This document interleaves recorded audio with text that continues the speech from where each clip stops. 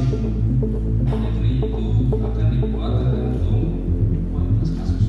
Rapat yang sebegini mungkin pasti daerah kita bicara soal kebijakan. Soal kebijakan nanti teknik nasional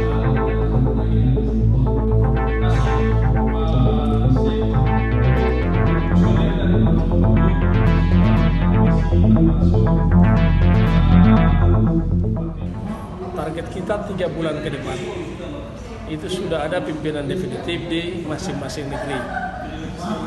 Setelah didiagnosa tadi dalam rapat tadi, sebetulnya problemnya ada pada negeri. Tarik menarik di sendiri negeri, kalaupun sudah ada keputusan sendiri negeri, tarik menariknya ada di mata pemerintah itu.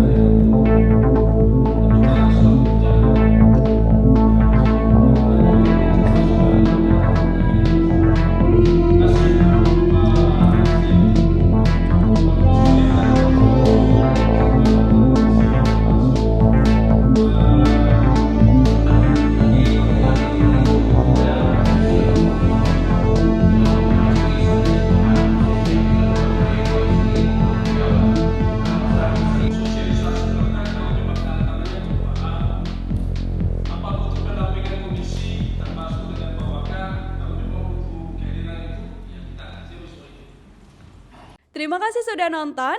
Jangan lupa like, subscribe, dan share ya.